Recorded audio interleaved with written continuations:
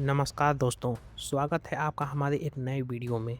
तो आज हम ऐसे सवाल पे बात करने वाले हैं जिसे लोग सोचते तो हैं लेकिन खोलकर बोलने से डरते हैं।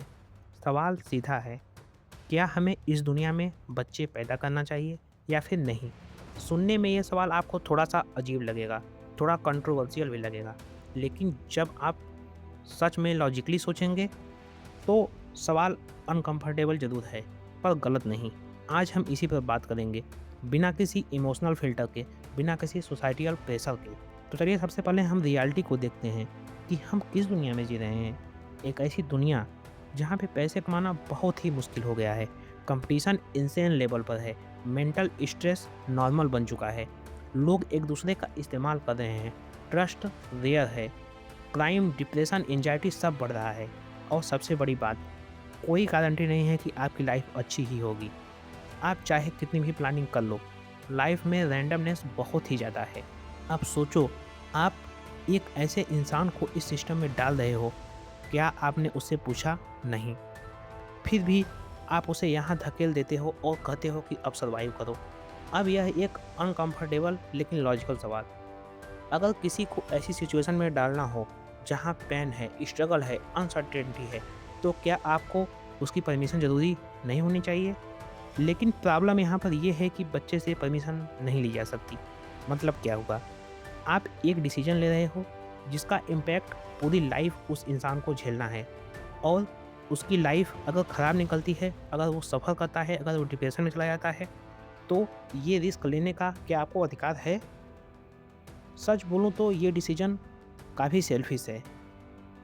लोग कहते हैं कि लाइफ इज़ ए गिफ्ट। ठीक है, लेकिन गिफ्ट किसके लिए है? उस बच्चे के लिए जो गरीबी में पैदा होगा, उस इंसान के लिए जो रोज़ ह्यूमिलिएशन झेलता है, उस व्यक्ति के लिए जो क्रोनिक बीमारी से जूझ रहा है। गिफ्ट तभी होता है जब आप उसे एन्जॉय कर सकें। लेकिन रियलिटी में तो लाइफ, पेन, स्ट्रगल, अनसर्टेनिटी और थोड़े से गुड मोमेंट। तो अब सवाल ये है कि क्या थोड़े से गुड मोमेंट के लिए इतना बड़ा रिस्क लेना सही है? अब यहाँ पर एक और एंगल आता है, हम बच्चे पैदा क्यों करना चाहते हैं? क्योंकि सोसाइटी कहती है, क्योंकि फैमिली कंप्लीट होनी चाहिए, क्योंकि बुढ़ापे का सहारा होना चाहिए। लेकिन ऑनेस्टली बोलूँ तो ये सब बायोलॉजिकल प्रोग्रामिंग और सोशल कंडीशनिंग है। नेचर ने हमें डिज़ाइन किया है रिप्रोड्यूस करने के लिए, लेकिन इसका मतलब ये नहीं कि ये हमेशा सही डिसीजन है। हर नेचुरल चीज़ सही नहीं होती। जेलसी भी नेचुरल है, एग्रेशन भी नेचुरल है। तो क्या हम नेचुरल चीज़ को फॉलो करते हैं? नहीं। तो फिर ब्लाइंडली रिप्रोडक्शन क्यों? अब एक और ब्रूटल सवाल, हम पूरी लाइफ क्या करते हैं? पढ़ाई, जॉब, स्ट्रेस, रिस्पॉन्सिबिलिटीज़, स्ट्रगल और अंत में मृत्यु।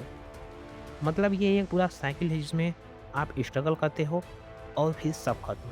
इस साइकिल को आगे बढ़ाने का क्या पॉइंट है आखिर?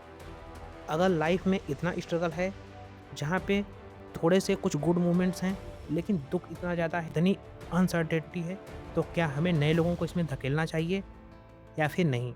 अब कुछ लोग कहेंगे कि लाइफ में हैप्पीनेस भी तो है, लव भी तो है, एक्सपीरियंसेस हैं, हर कोई दुखी नहीं होता। सही बात है, मैं मानता हूँ आपकी बात। लेकिन यहाँ बात संभावना की है। आप गारंटी नहीं दे सकते कि आपका बच्चा हैप्पी होगा। आप सिर्फ होप कर सकते हैं और ऑनेस्टली होप कोई सॉलिड जस्टिफिकेशन नहीं है किसी को एग्जिस्टेंस देने का, किसी को यहाँ पे लाने का। तो अब फाइनल सवाल, क्या हमें बच्चे पैदा करने चाहिए? मेरे हिसाब से अगर आप प्योरली लॉजिकल और एथिकल पर्सपेक्टिव से देखें तो आंसर नहीं के ज़्यादा करीब आता है, क्योंकि आप कंसेंट नहीं ले सकते, आप सफरिंग का रिस्क दे रहे हो, आप एक अनसर्टेन सिस्टम में किसी को पुश कर रहे हो, वो भी बिना उससे पूछे। ये डिसीजन अल्टीमेटली आपका है, लेकिन मैं चाहता हूँ कि आप ये डिसीजन ब्लाइंडली ना लें। सोचिए, क्वेश्चन कीजिए, फिर डिसाइड कीजिए, क्योंकि ये आपकी लाइफ का डिसीजन नहीं है, ये किसी और की पूरी एग्जिस्टेंस का सवाल है।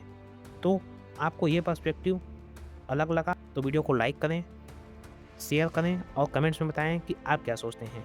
मिलते हैं नेक्स्ट वीडियो में। बाय।